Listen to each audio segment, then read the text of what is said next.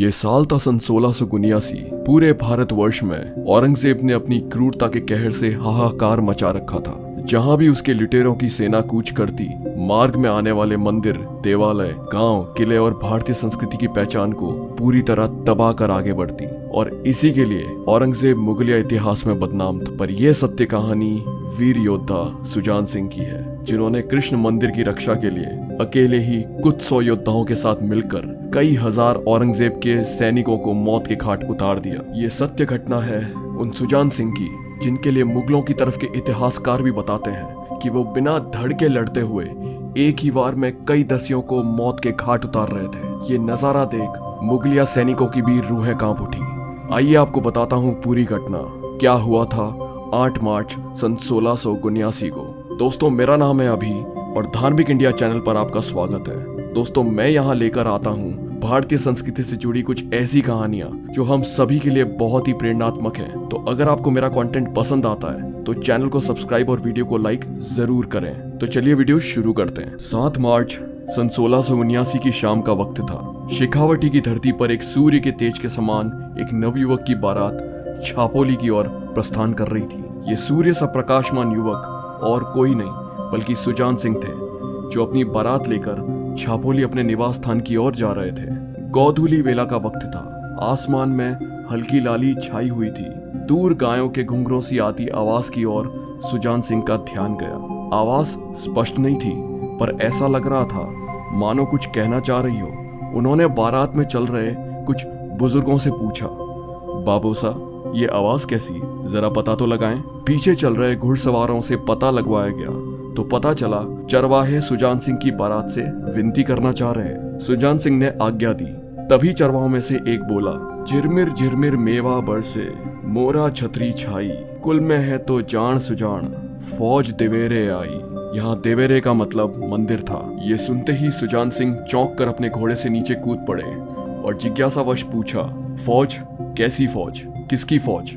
किस मंदिर पर आ रही है फौज? चरवाहों ने बताया कि औरंगजेब की सेना ने खंडेला कस्बे के बाहर डेरा डाल दिया है और कल वहां से कूच करते हुए उनकी सेना श्री मोहन देव जी के मंदिर को तोड़ती हुई और 100 से अधिक गौवंशों को हलाल कर आगे बढ़ेगी। मंदिर पुजारी और कस्बे वासी बहुत डर चुके हैं और वे रक्षा की गुहार लगा रहे हैं। बचा लीजिए महाराज, क्या शेखावट की धरती पर अब कोई वीर सपूत नहीं रहा जो खुलेआम मंदिर टूट रहे हैं? ऐसा सुनते ही सुजान सिंह क्रोधपूर्वक बोले, ऐसा दुष्कर्मी पापी वीर क्षत्रियों के रहते हिंदू आस्था, गौवंश और मंदिरों को हाथ भी नहीं लगा सकता। इसी ललकार के साथ वे अपनी बारात की दिशा में देखने लगे। पर दुविधा ये थी कि ये उनके विवाह की बारात थी और ऐसे में युद्ध, सैनिक, अस्त्र शस्त्र जुटा पाना कठिन था। तभी उनको अपनी माँ को दिए वचन याद आए कि एक क्षत्रिय अपनी मातृभूमि और धर्म की रक्षा के लिए मौके और परिस्थिति की परवाह किए बिना रणभूमि में बिना किसी संकोच के कूद पड़ता है। और ऐसी भूमि में अगर प्राणों की आहुति देनी पड़ जाए तो इससे पावन मोक्ष की प्राप्ति और क्या हो सकती है।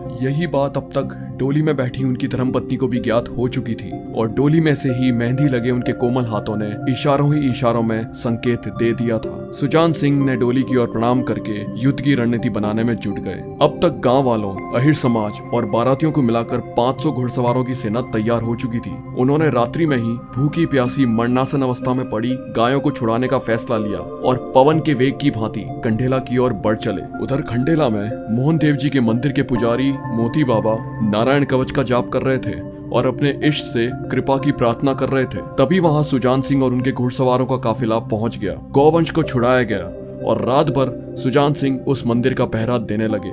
लोग कहते हैं कि मानो खुद कृष्ण उस मंदिर की चौकसी कर रहे थे। उनका मुखड़ा भी श्री कृष्ण की तरह चमक रहा था। 8 मार्च 1679 की सुबह होते ही दराब खान की सेना आमने सामने आ चुकी थी।